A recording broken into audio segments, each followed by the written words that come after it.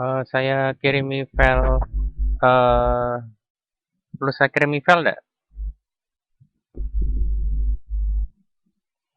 Perlu. Nanti aja ya, setelah kuliah aja ya. Nanti baru saya kirimi filenya ya. Ya udah, kita mulai. Assalamualaikum warahmatullahi wabarakatuh. Hari ini eh, tanggal 29 ya. 29 April 2020 kita kembali lagi dalam perkuliahan sistem pakar. Ya. Untuk kelas SKS kita kelihatannya untuk semester ini kita bertemu dua kali ya. Mata kuliah sistem pakar sama apa ya? Yang satunya apa? Pemrograman aplikasi web. Benar ya? Ya, pemrograman aplikasi web. Jadi kita ketemu di dua mata kuliah itu ya, nanti semoga eh, lancar-lancar aja di mata kuliah yang nanti kita ketemu ya. Jadi untuk sore ini eh, kita bertemu di mata kuliah sistem pakar. Jadi sistem pakar sendiri itu adalah sistem yang berusaha mengadopsi pengetahuan manusia, terlebih dari seorang pakar yang dituangkan ke dalam komputer. Ya, itu ciri khas dari sistem pakar adalah seperti itu. Nah, untuk sistem pakar sendiri, dia termasuk dari expert system. Jadi basisnya adalah dia pengetahuan dari seorang pakar. Pengetahuannya basisnya dari seorang pakar yang diterapkan di komputer seperti itu. Ada banyak beberapa yang eh, sistem pakar digunakan di dunia pendidikan, ada seperti itu. Kemudian di dunia kedokteran juga eh, banyak yang menggunakan dari sistem pakar itu sendiri. Contoh yang eh, untuk sistem pakar, misalkan untuk kesehatan, untuk yang kesehatan. Biasanya itu berarti kalau kesehatan berhubungannya pakarnya adalah seorang dokter, ya seorang dokter. Di mana ilmu dari seorang dokter itu nanti diterapkan ke dalam komputer seperti itu. Jadi untuk penggunanya berarti di sini adalah seorang pasien, ya pasien seperti itu, atau masyarakat umum. Ada juga eh, sistem pakar yang digunakan di pekerjaan, misalkan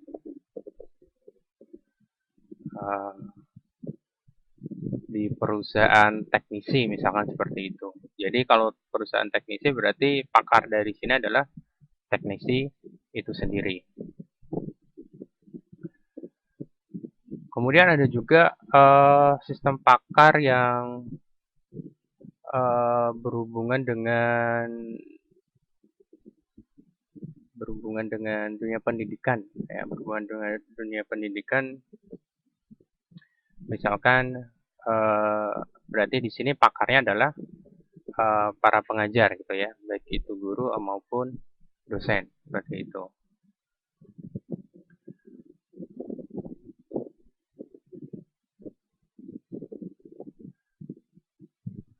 Kemudian untuk kecerdasan buatan itu adalah suatu bidang ilmu komputer yang mendayagunakan komputer sehingga dapat berperilaku cerdas seperti manusia. Salah satunya di sini adalah sistem pakar itu sendiri. Untuk teknologi kecerdasan buatan itu banyak macam-macamnya, misalkan robotika, itu robotik. Mungkin kalau di kampus mungkin ada pelajaran tentang Arduino ya, nah, mungkin seperti itu. Jadi bisa digunakan atau ada AI-nya di situ. Kemudian ada juga kecerdasan buatan eh, tentang komputer vision atau penglihatan komputer. Nah, berarti di sini dia lebih cenderung untuk mendeteksi atau pengenalan dari suatu wajah seperti itu.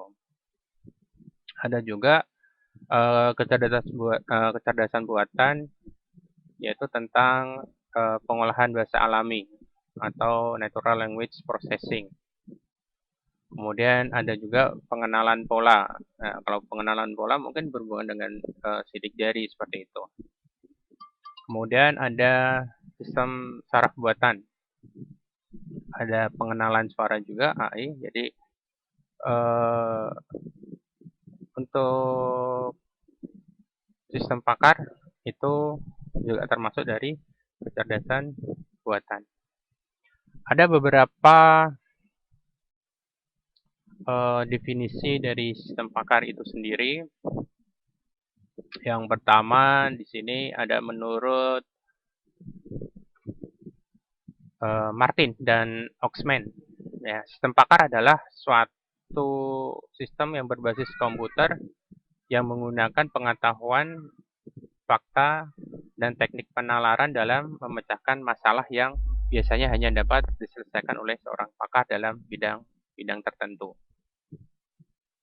Kemudian ada menurut Marimin pada tahun 1992, sistem pakar diterjemahkan seperti sistem perangkat lunak komputer yang menggunakan ilmu, fakta, dan teknik berpikir dalam pengambilan keputusan untuk menyelesaikan masalah-masalah yang biasanya hanya dapat diselesaikan oleh tenaga ahli dalam bidang yang bersangkutan.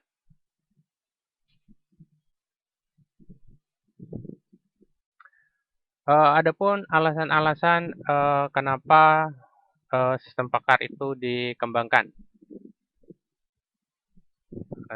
Alasan mengapa sistem pakar itu dikembangkan. Kira-kira apa nih? Kenapa sistem pakar itu dikembangkan?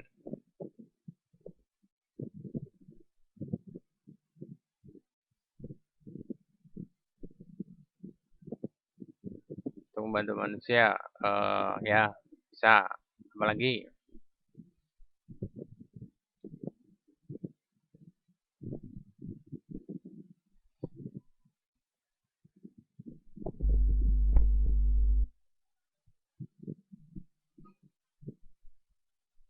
jadi ada salah satunya tadi ya, yaitu tadi membantu manusia. Nah, manusianya di sini adalah manusia dalam arti orang awam ya, dalam arti orang awam, orang yang tidak memiliki keahlian khusus seperti itu, memiliki keahlian khusus. Mungkin kalau tetapi dalam penggunaan sistem pakar itu sendiri sifatnya tidak selalu benar gitu, tidak selalu benar, tetapi paling tidak dia mendekati kebenaran. Contohnya misalnya seperti ini. Kadang kalau kita tadi saya bilang ada sistem pakar untuk kesehatan yang hubungan dengan kesehatan. Jadi ada fungsi diagnosanya, ada fungsi diagnosanya. Di sini dia bisa membantu untuk sistem pakar seperti itu bisa membantu. Jadi misalkan si A misalkan, si A ini eh, ingin berobat ke dokter gitu ya, ingin berobat ke dokter. Tapi kadang orang kalau sakit itu kan untuk ke dokter atau ke rumah sakit kadang dia takut gitu. Jadi udah merasakan gejala-gejala tertentu tuh kadang takut untuk ketemu dokter seperti itu. Dia takut eh, kalau gitu. Biasanya dia takut kalau ada penyakit di dirinya gitu. Nah, bisa saja dia menggunakan sistem pakar tentang kesehatan seperti itu. Jadi dia mengakses sistem pakarnya itu, ya, dia mengakses sistem pakarnya di situ. Kemudian dari sistem pakarnya itu eh, biasanya nanti ada pertanyaan yang dimunculkan dari sistem, ada pertanyaan yang dimunculkan dari sistem, misalkan seperti ini, apakah eh, penyakit yang Anda rasakan penyakit dalam. Nah, di sini nanti ada jawaban yang harus kita pilih, ya atau tidak. Ada yang model seperti itu ya, ya atau tidak. Kalau ya, berarti dia nanti akan melanjutkan pertanyaan selanjutnya seperti itu. Nah, dari pertanyaan-pertanyaan yang sudah dijawab sama tadi, seorang pasien yang menggunakan sistem pakar nanti akan sistem akan mengambil suatu inferensi atau keputusan di sini ya.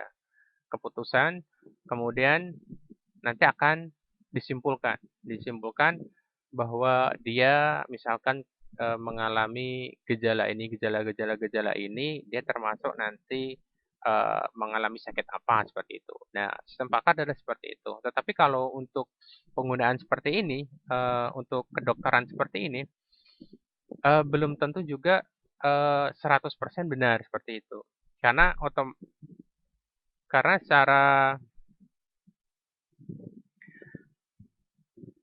secara tidak langsung yang benar-benar tahu keadaan seorang pasien itu kan dokter. Ya, pasti ada pemeriksaan khusus seperti itu. Ada pemeriksaan khusus, tetapi di sini pemeriksaan khususnya ini dilalui seperti itu, dilalui. Nah, dia hanya menyimpulkan gejalanya sendiri dari seorang pasien yang menggunakan sistem pakar itu sendiri. Tapi mungkin beda kalau sistem pakarnya berhubungan dengan teknisi seperti itu. Eh, Kecenderungan untuk kesalahannya kecil seperti itu. Karena tidak kalau untuk manusia dia kan ada mungkin pengaturan dari suhu tubuh seperti itu. Tekanan darah yang harus diinputkan seperti itu ya. Kemudian alasan dikembangkan untuk sistem pakar sendiri adalah secara otomatis dia akan mengerjakan tugas-tugas rutin yang membutuhkan keahlian dari seorang pakar. Misalkan contoh sistem pakar tentang merawat tanaman misalkan, merawat tanaman padi misalkan. Nah, di sini kalau seorang seorang petani yang menggunakan sistem pakar ini, dia bisa menggunakan sistem pakar ini dalam mendiagnosa penyakit yang terjadi di tanamannya seperti itu.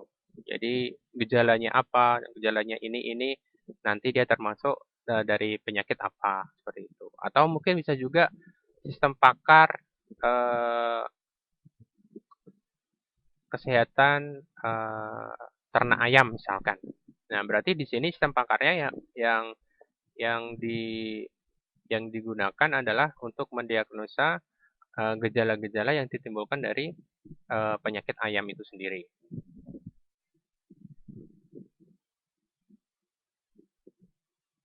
Selanjutnya ada menghadirkan penggunaan jasa seorang pakar, memerlukan biaya yang mahal. Nah, di sini menghadirkan atau menggunakan jasa seorang pakar yang memerlukan biaya yang mahal. Jadi seorang pakar ini ilmunya diambil tetapi nanti dikesampingkan ya fungsinya pada akhirnya seperti itu. Kemudian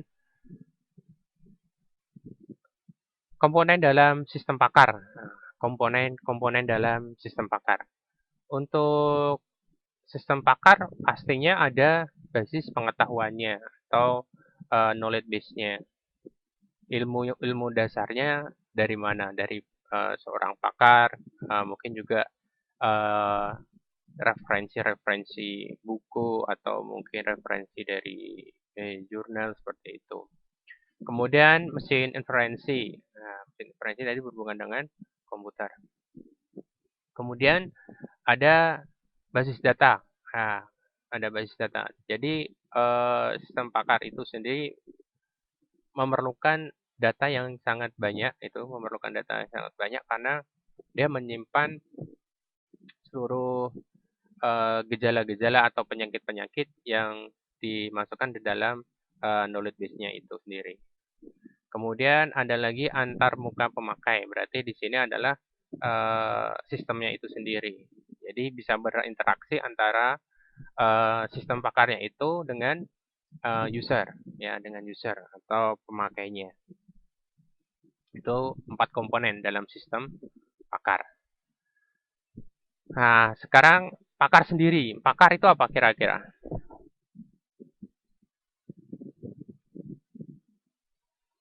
Pakar ahli, ya, ahli. Jadi pakar adalah seseorang yang memiliki ilmu atau pengetahuan di bidang tertentu atau khusus seperti itu. Itu seorang pakar. Jadi tidak bisa misalkan teknisi motor misalkan. Teknisi motor seperti itu tuh sebetulnya dia juga termasuk seorang pakar itu, tapi tanpa kita sadari bahwa dia itu adalah pakar ya. Itu pakar dalam perbaikan mesin motor atau mobil seperti itu. Ada juga teknisi jaringan, berarti dia pakar dari jaringan seperti itu. Petani itu juga seorang pakar ya, pakar dalam bidang tanaman seperti itu. Jadi bisa disimpulkan bahwa seorang pakar adalah orang yang mempunyai keahlian khusus uh, di mana pengetahuannya itu uh, banyak digunakan sama orang, dibutuhkan banyak orang. Kemudian ciri-ciri dari sistem pakar. Ciri-ciri dari sistem pakar. Ciri-ciri dari sistem pakar diantaranya adalah uh, sistem cenderung lebih spesifik gitu ya. Sistem itu lebih spesifik karena tidak biasa sistem pakar itu digunakan dalam beberapa untuk mendiagnosa sesuatu dua cabang seperti itu. Jadi khusus spesifik. Kalau misalkan sistem pakar kesehatan ya kesehatan. Mungkin juga nanti harus dispesifikkan lagi kesehatan di untuk apa. Misalkan kesehatan sistem pakar kesehatan anak misalkan seperti itu. Sistem pakar kesehatan penyakit dalam seperti itu. Jadi selalu spesifik, tidak bisa bercabang. Kemudian dapat ciri-ciri sistem pakar lagi dapat memberikan penalaran untuk data-data yang tidak lengkap atau tidak pasti. Selanjutnya dapat mengemukakan rangkaian alasan yang diberikan dengan cara yang dapat dipahami. Kemudian memiliki rule atau kaidah tertentu, aturan-aturan tertentu. Jadi lebih cenderung kalau untuk sistem pakar tuh selalu menggunakan fungsi uji logika, Jadi ada fungsi if then, else seperti itu ya, menggunakan fungsi uji logika. Jadi logikanya adalah jika A maka adalah 1, jika B maka adalah 2 seperti itu. Jadi menggunakan fungsi uji logika. Kemudian outputnya, hasil keluarannya itu biasanya berupa anjuran seperti itu. Anjuran atau diagnosa. Keluaran seperti itu. Misalkan keluarannya diagnosa. Diagnosanya misalkan penyakitnya penyakit jantung misalkan. Penyakit jantung. Berarti nanti anjurannya dia tidak boleh makan ini seperti itu. Dia tidak boleh melakukan kegiatan yang seperti ini. Jadi bersifat anjuran dan diagnosa atau analisa seperti itu. Kemudian outputnya tergantung dari dialog dengan user. Jadi kalau misalkan seorang user dalam melakukan interaksi dengan sistem pakarnya cuma setengah aja, maka juga nanti hasilnya tidak akan maksimal seperti itu. Bisa jadi dalam penggunaan sistem pakar, itu nanti ada beberapa pertanyaan yang harus dijawab untuk menghasilkan kesimpulan atau menghasilkan suatu diagnosa atau menghasilkan analisa. Tetapi seorang user ini hanya menjawab dari pertanyaannya 10 dari 20 pertanyaan misalnya seperti itu. Maka nanti kesimpulannya pun juga tidak maksimal, diagnosanya pun juga tidak maksimal seperti itu.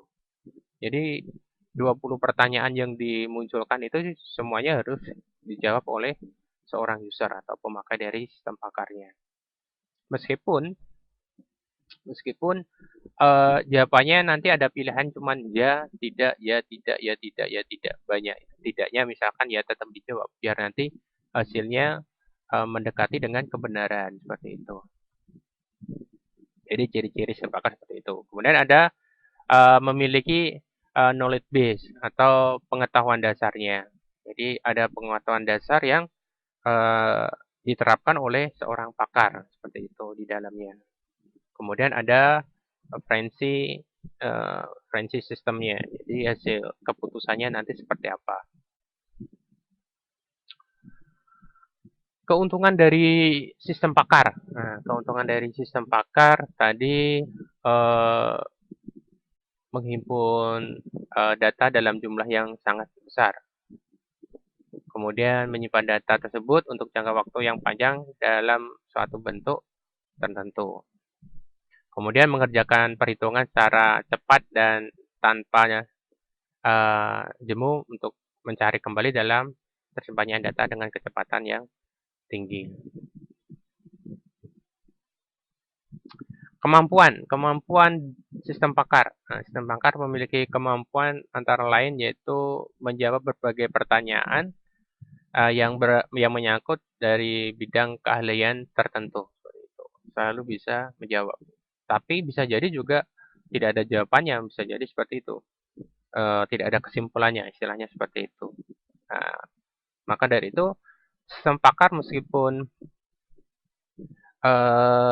dia sangat membantu orang, tetapi dia sifatnya di sini dia pengembangan seperti itu, pengembangan. Berbeda dengan sistem sistem yang lain gitu. Misalkan kalau sistem informasi tentang kayak penjualan seperti itu ya di perusahaan seperti itu, cenderung kalau sistemnya sudah jadi ya sudah gitu, udah maksimal ya sudah seperti itu.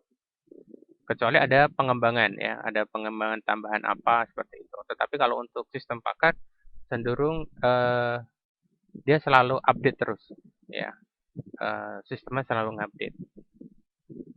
Kemudian kemampuan lain dari sistem pakar yaitu menambah fakta, kaidah, dan alur penalaran sahih yang baru ke dalam otak. Jadi di sini kita bisa menambah alur dari misalkan satu gejala A, B, C, nanti kaidahnya atau aturannya bisa berganti. Tergantung nanti yang timbul dari kejadian itu atau dari gejala itu ternyata yang semulanya A nanti bisa saja berubah menjadi C, D, dan seterusnya. Seperti itu.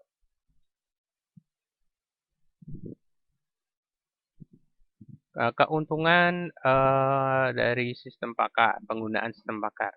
Kalau tadi adalah keuntungan sistem pakar, di sini adalah keuntungan dalam menggunakan sistem pakar. Yang pertama di sini membuat orang awam dapat bekerja seperti layaknya seorang pakar, ya.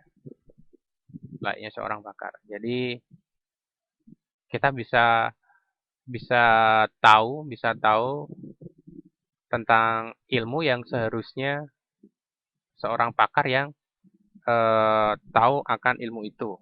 Misalkan tadi sistem pakar untuk ternak misalkan, ternak sapi misalkan. Nah, jadi di sini peternak menggunakan sistem pakarnya di sini, menggunakan sistem pakarnya digunakan untuk mengetahui gejala atau yang ditimbulkan dari hewan ternaknya seperti itu. Jadi misalkan ternaknya makannya sedikit seperti itu, makannya sedikit. Maka dari situ dia menggunakan sistem pakarnya, gejala yang ditimbulkan dari hewan ternaknya itu disebutkan di situ. Ya, disebutkan. Dari gejala yang ditimbulkan nanti secara otomatis knowledge base-nya di sini dari seorang pakar nanti akan dimunculkan untuk kesimpulannya atau dia akan diberikan juga solusinya. Jadi tidak perlu dia mendatangkan dokter gitu, dokter hewan itu untuk memeriksa ternaknya sakit apa seperti itu.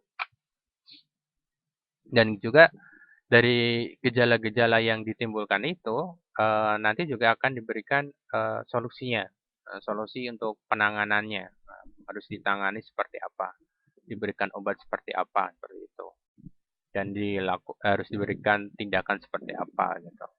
Kecuali kalau misalkan seorang peternak ini benar-benar tidak bisa melakukan sendiri, otomatis dia juga memerlukan bantuan secara langsung dari dokter hewan itu atau dari seorang pakarnya. Kemudian keuntungan yang lain dalam penggunaan sistem pakar adalah dapat bekerja dengan informasi yang tidak lengkap atau tidak pasti. Ya, dapat bekerja dengan informasi yang tidak lengkap atau tidak pasti. Karena sistem pakar sendiri untuk rule base-nya, untuk aturan-aturannya itu bisa ditambahkan, itu ya, bisa ditambahkan dari seorang pakar. Kemudian meningkatkan output dalam produktivitas. Kemudian keuntungan dari expert system atau sistem pakar dapat bekerja lebih cepat dari manusia, ya, lebih cepat bekerja dari manusia. Karena dari sistemnya sendiri biasanya tinggal dia memilih gejala-gejala apa yang ditimbulkan, dipilih, kasih tanda centang atau kasih tanda checkbox seperti itu, nanti langsung gejala-gejala yang ditimbulkan itu langsung dikirim, ya, langsung dikirim. Dari hasil kiriman itu dia akan menghasilkan kesimpulan. Beda kalau misalkan penanganan langsung dari seorang pakar. Jadi kalau seorang pakar, otomatis seorang pakar itu akan datang, gitu kan? Datang, kemudian memeriksa, kemudian ditanya jawab lagi kan, ditanya jawab lagi peternaknya di sini. Sakitnya mulai kapan? Gejalanya yang dialami seperti apa? Ya ditanya ulang. Tapi kalau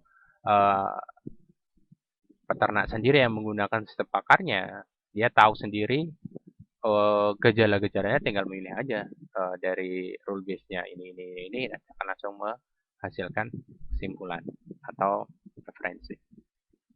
Kemudian membuat peralatan yang kompleks lebih mudah dioperasikan karena expert system dapat melatih pekerja yang tidak berpengalaman seperti itu.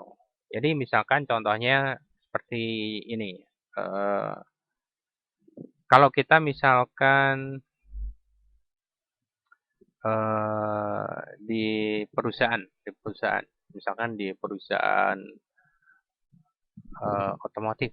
Biasanya kalau di dealer itu ya, misalkan di dealer itu kan biasanya ada teknisi baru seperti itu ya, ada teknisi baru. Kadang untuk seorang teknisi baru itu kan di training dulu, di training, diberikan pelatihan seperti itu, diberikan pelatihan dan pelatihannya mungkin 1 minggu 2 minggu diberikan pelatihan. Entah itu pelatihannya yang sifatnya kelompok sama-sama atau mungkin dia bisa juga menjadi asisten dari teknisi yang lain dulu seperti itu. Nah, mungkin kalau di sini kemudian mungkin karena keterbatasan waktu itu juga, keterbatasan waktu seorang teknisi baru ini bisa menggunakan sistem pakar gitu, bisa menggunakan sistem pakar. Jadi dia bisa belajar cara penanganan melalui sistem pakar itu sendiri. Nah, jadi kalau ada gejala motor seperti ini, nanti tindakannya apa? Dan dia bisa berinteraksi langsung dengan sistem pakarnya itu. Tidak langsung berinteraksi dengan teknisi yang senior. Seperti itu. Jadi waktunya juga lebih lebih apa ya? Lebih luas seperti itu. Kemudian kemampuan untuk memecahkan masalah yang kompleks. Ada lagi pemindahan pengetahuan ke lokasi yang jauh serta memperluas jangkauan seorang pakar dalam diperoleh dan dipakai di mana saja. Jadi untuk expert system di sini uh, dia bisa bisa digunakan kapan saja gitu ya. Bisa digunakan kapan saja, di mana saja gitu. Kalau sifatnya bentuknya adalah berbasisnya mobile seperti itu, berbasisnya mobile, kapan saja, di mana saja kita bisa mengaksesnya seperti itu. Tapi kalau misalkan bentuknya adalah untuk sistem pakar yang bentuknya seperti desktop, seperti itu, ya berarti ya di lokasi itu tempat desktopnya ya, atau komputernya di situ kita bisa menggunakan sistemnya. Gitu. Kemudian merupakan arsip yang terpercaya dari sebuah keahlian, sehingga user seolah-olah berkonsultasi langsung dengan sang pakar, meskipun sang pakar sudah pensiun seperti itu. Nah, dalam arti di sini misalkan teknisi senior dia memberikan ilmunya toolnya di sistem pakarnya itu. Jadi ketika dia sudah pensiun, ya sistemnya masih bisa digunakan itu kan, sistemnya masih bisa digunakan seperti itu, masih masih berguna, masih bermanfaat. Nanti kalau misalkan ada mau di modifikasi motor yang baru, nanti ditambahkan lagi dari pakar yang lain gitu, dari di sistem pakarnya gitu.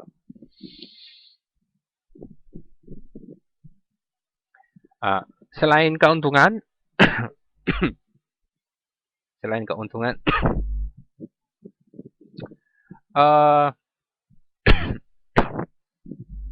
juga terdapat kekurangan dalam dalam sistem pakar itu sendiri. Ya. Yang pertama di sini sistem pakar hanya dapat menangani pengetahuan yang konsisten.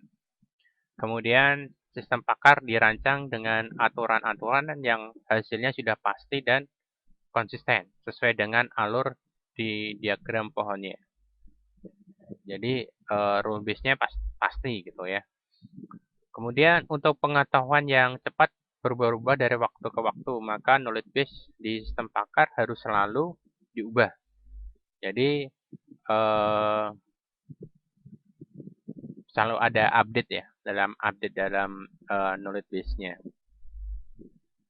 Kemudian sistem pakar memberikan hasil yang pasti sehingga keputusan akhir dalam pengambilan keputusan jika melibatkan kebijaksanaan dari suatu institusi masih tetap di tangan manajemen. Dalam arti di sini seperti sistem pendukung keputusan, ya hampir sama dengan sistem pendukung keputusan. Jadi kalau di sistem support system hampir sama dengan sistem pakar ini. Kalau untuk sistem pendukung keputusan di sini biasanya yang menggunakan hanya seorang manajer dalam sistemnya, ya sistem pendukung keputusan, seorang manajer atau seorang pimpinan saja seperti itu. Untuk membantu dalam memecahkan masalah itu, dalam membantu memecahkan masalah. Tetapi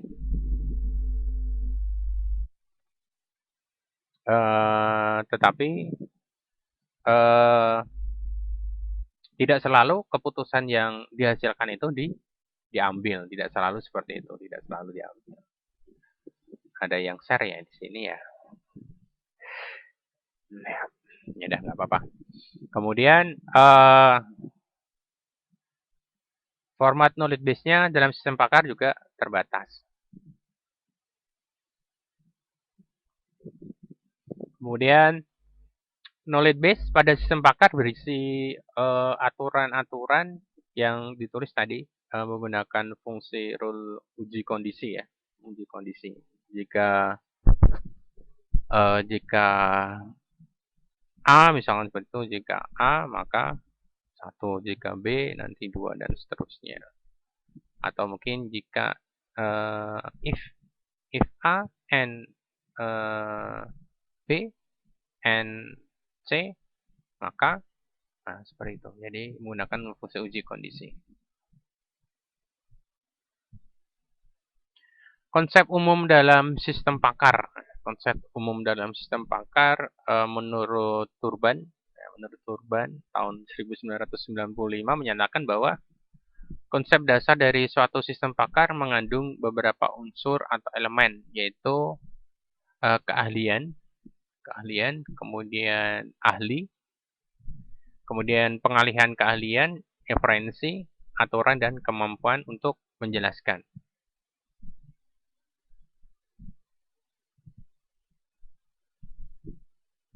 Peranan dalam lingkungan sistem pakar. Ada 4 di situ untuk peranannya.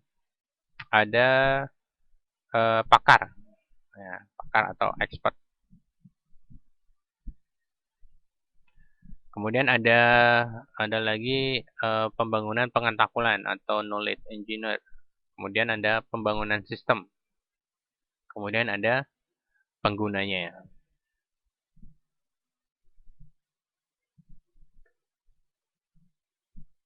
Sampai sini mungkin ada yang mau ditanyakan terlebih dahulu sebelum kita lanjut.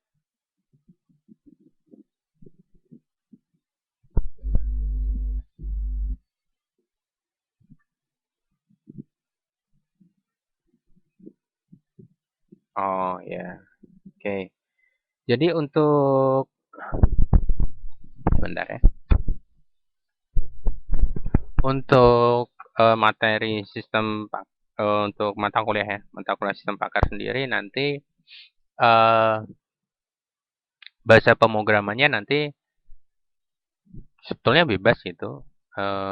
Untuk mahasiswa saya bebaskan untuk menggunakan bahasa pemrogramannya apa gitu, saya bebaskan itu. Mau menggunakan bahasa pemrograman Visual Basic juga boleh, mau menggunakan bahasa pemrograman PHP juga boleh, atau pemrograman menggunakan bahasa ASP boleh, seperti itu. Bebas gitu. Cuma nanti yang saya ajarkan nanti pakainya PHP nanti pakainya PHP. Tapi nanti mungkin setelah mid mungkin ya, mungkin setelah mid baru saya ajarkan. Ini setengah semester dulu kita mungkin teori-teori dulu gitu ya, teori-teori dulu. Ada lagi mungkin? Ya, gimana gimana? Ya, halo, gimana?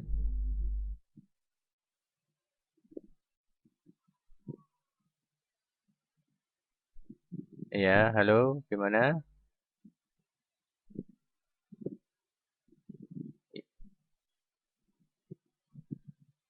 Oke,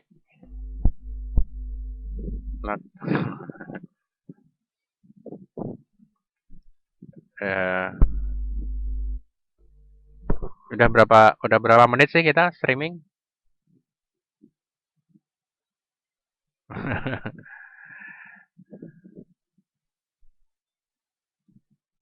Ya, lanjut ya.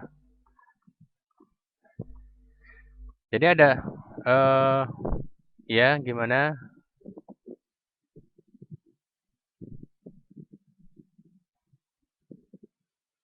Ini dengar suara saya ya?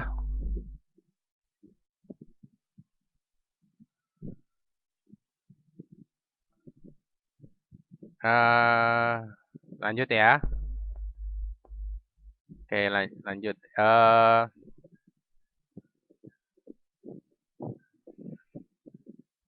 Arsitektur dari sistem pakar. Ada arsitektur dari sistem pakar. Nah, arsitektur dari sistem pakar itu sendiri meliputi beberapa ya, meliputi beberapa fungsi di sini atau keterkaitannya.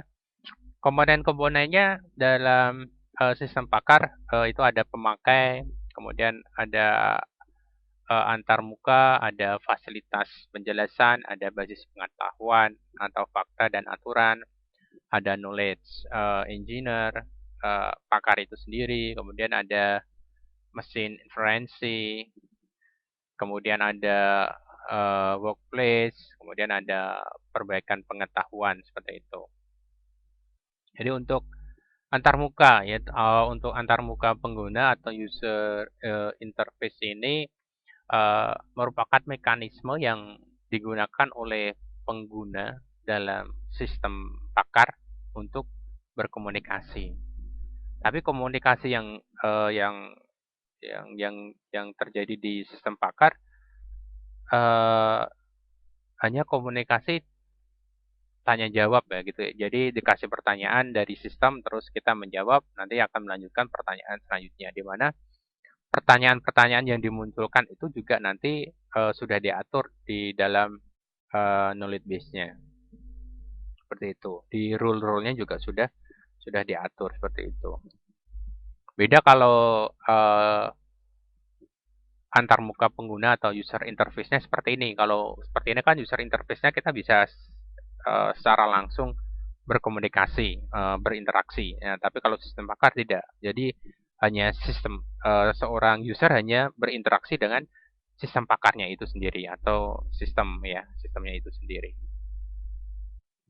Kemudian ada basis pengetahuan atau knowledge base-nya, yaitu basis pengetahuan yang mengandung pengetahuan untuk pemahaman, kemudian untuk formulasi, dan untuk menyelesaikan masalah, ya, untuk menyelesaikan masalah. Jadi gejala-gejala apa yang ditimbulkan dari suatu gejala itu nanti akan dijawab, ya, akan dijawab uh, dengan diagnosa tadi seperti itu, diagnosa. Kemudian nanti ada solusi yang diberikan seperti apa. Itu untuk knowledge base-nya. Nah, knowledge base-nya itu dari mana? Knowledge base-nya berarti dari seorang pakar juga. Kemudian ada akuisisi pengetahuan, yaitu pengetahuan akumulasi transfer dan transformasi keahlian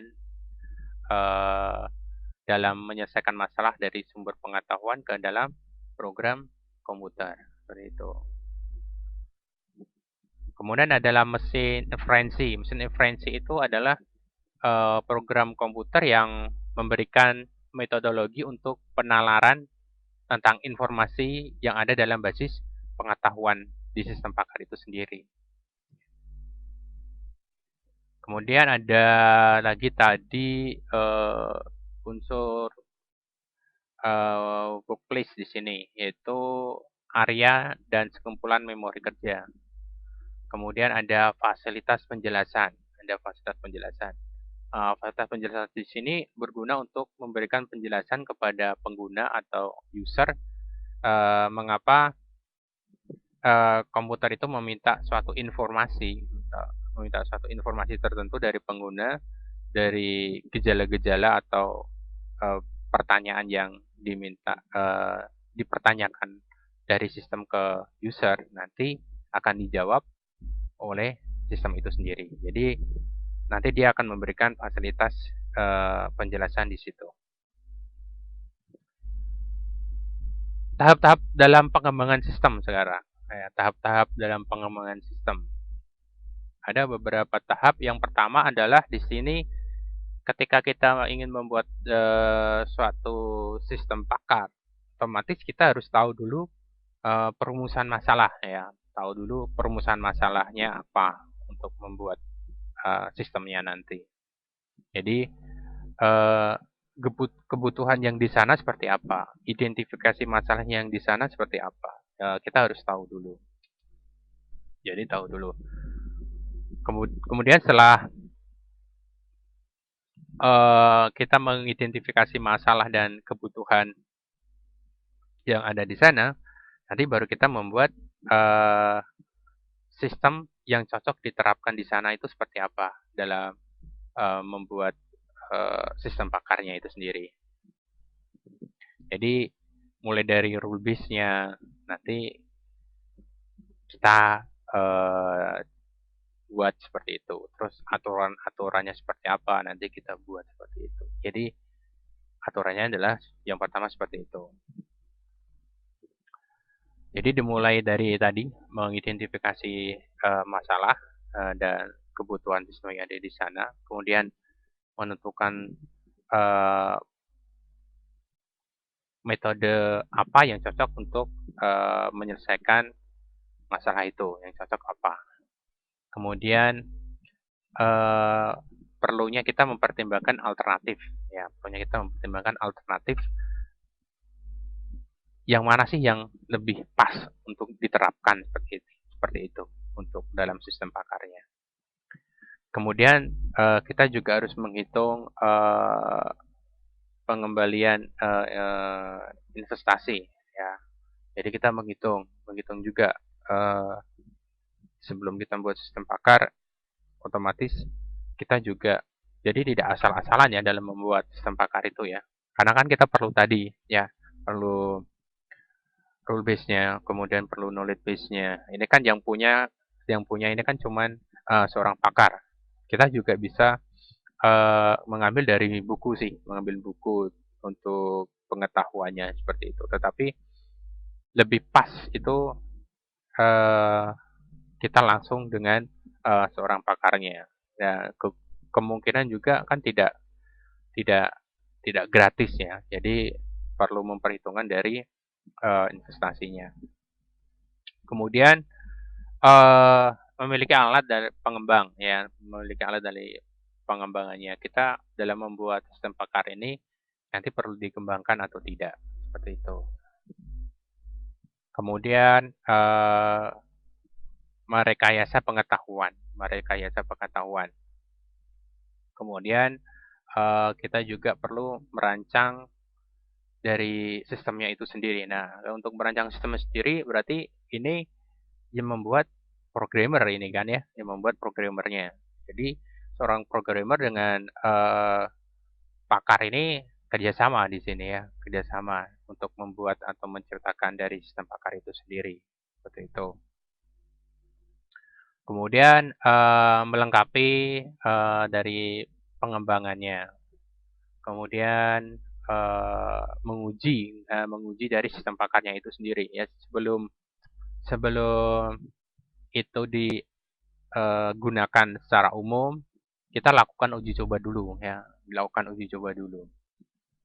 Ada errornya atau tidak, dalam ada errornya, apakah dari rule yang sudah dimasukkan, aturan-aturan yang sudah dimasukkan di situ itu sudah benar atau tidak dari keluarannya, yang berupa tadi kesimpulan seperti itu, kesimpulan diagnosa seperti itu, solusi. Nah, itu sudah benar atau tidak.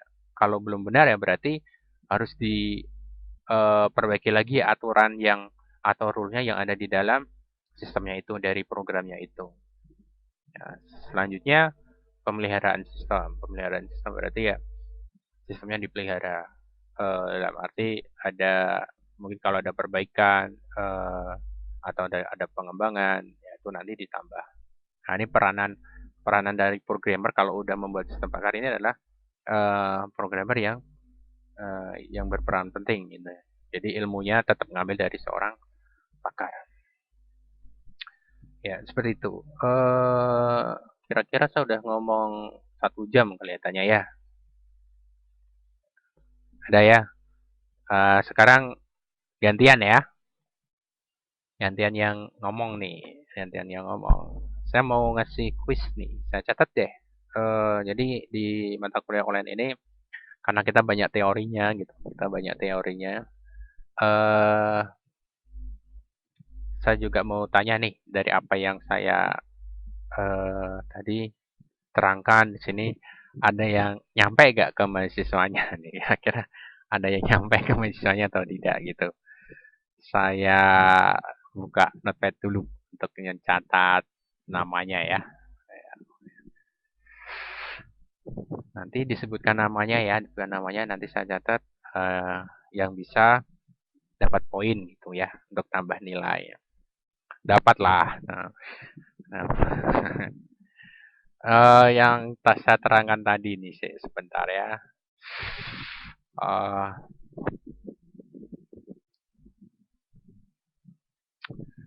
apa ya? Nah, tadi saya terangkan ada yang namanya kecerdasan buatan, ya, ada kecerdasan buatan.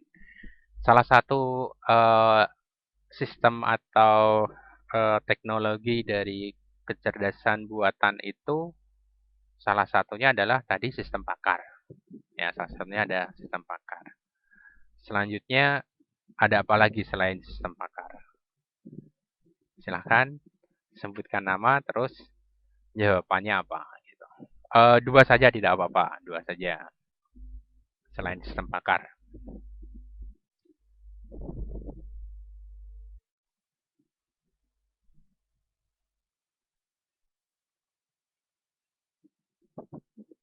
Silakan. Poinnya 5. Hah? Gimana? Siapa sebutkan nama?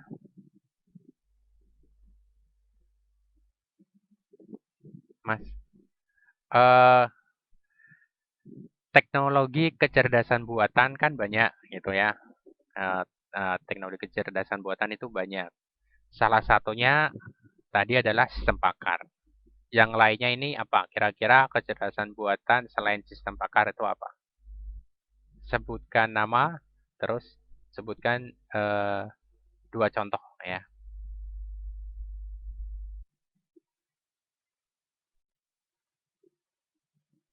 Ya, siapa namanya?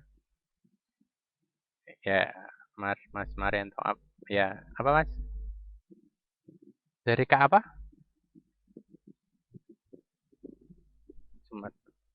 Oh ya, Sumarianto ya. Silakan Mas. Apa Mas?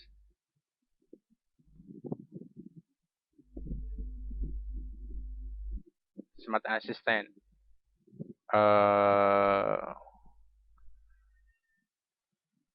bisa jadi, bisa sih seperti itu. Ada lagi yang saya kasih contoh tadi? Siapa? Sebut Rizal. Oke, Mas Rizal apa Mas Rizal?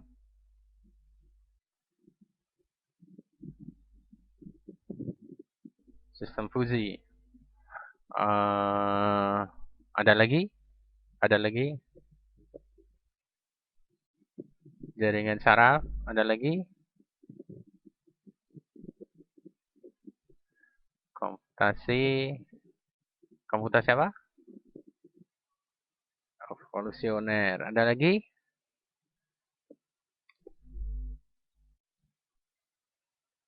Oke, saya terangkan ya. Jadi, eh, kalau yang disebutkan Mas Rizal itu sebetulnya ke arahnya metodenya, ya, metode dalam membuat kecerdasan buatan seperti itu. Jadi kalau eh, teknologi yang digunakan dalam kecerdasan buatan itu salah satunya tadi, contohnya robotik seperti itu, robotik.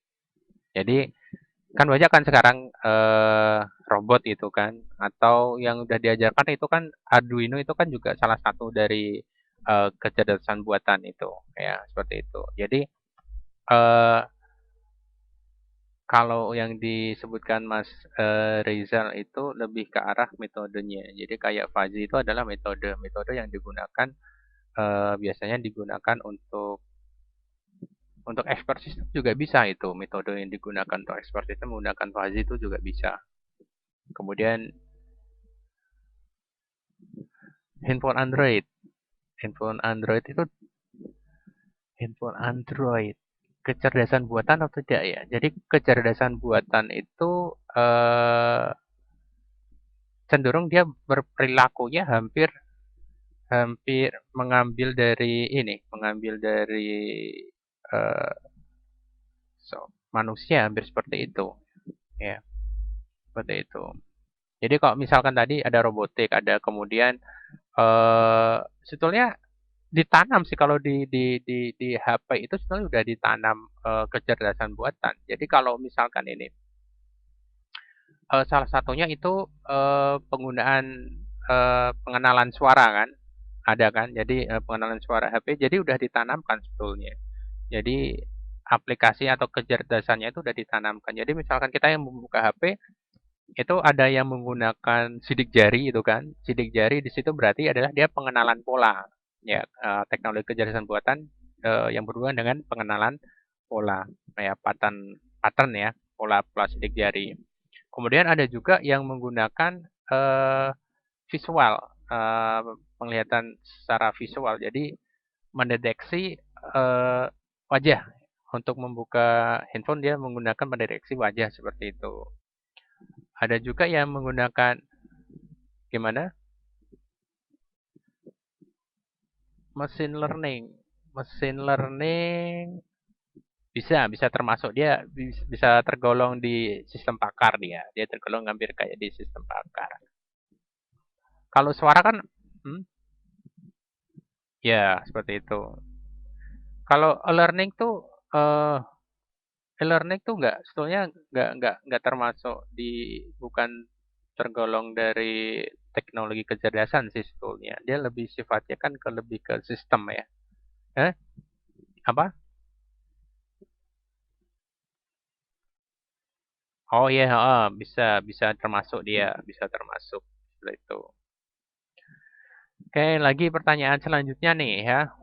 Mas Rizal poinnya nggak 5 ya. Ya Mas Sumaryanto 5 ya. Mas Rizal kasih berapa ya?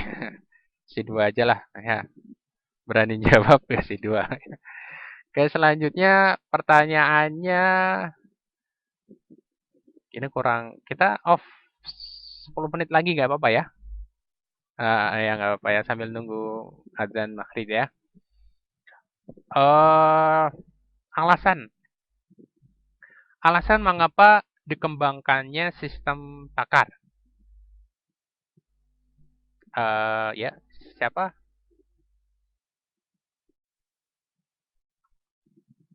Saya sebentar. Ini siapa? Mas siapa? Mas Wahyu. Mas Wahyu ya. Oke, apa Mas Wahyu? Satu aja. Yuk, silakan Mas Wahyu jawab. Oh, dikembangkannya sistem pakar.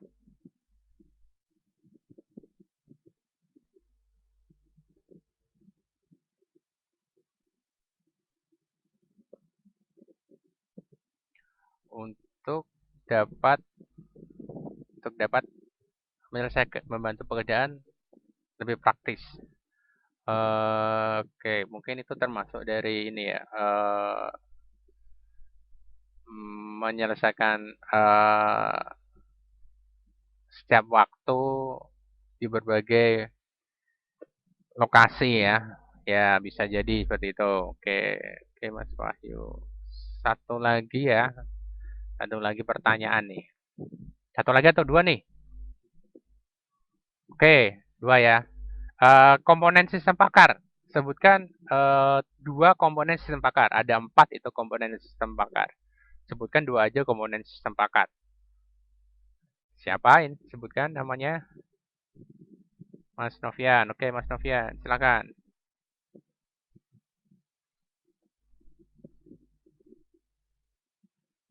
Oh, oh, oh,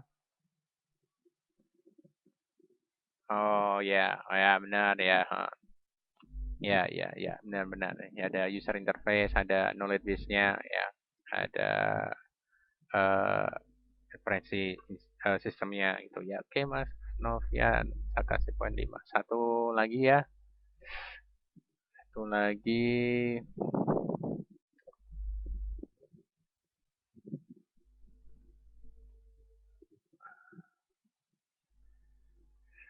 Ini, ciri-ciri sistem pakar. Sebutkan dua ciri-ciri sistem pakar.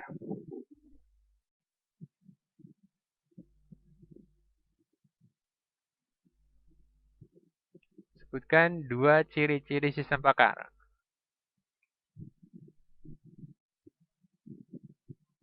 Siapa? Agus Setiawan. Oh, Rizky Setiawan. Oke, Mas Rizky Setiawan. Apa? Hmm. Oh,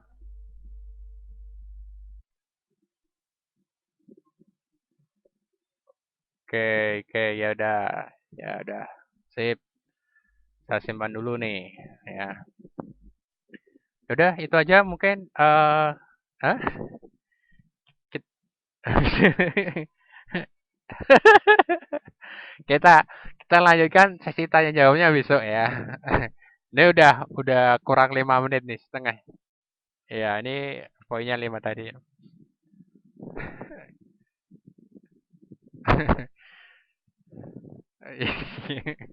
Ya, ya besok yang mau jawab gini aja, besok yang temannya mau jawab itu mikrofonnya di mute aja biar nggak bisa jawab.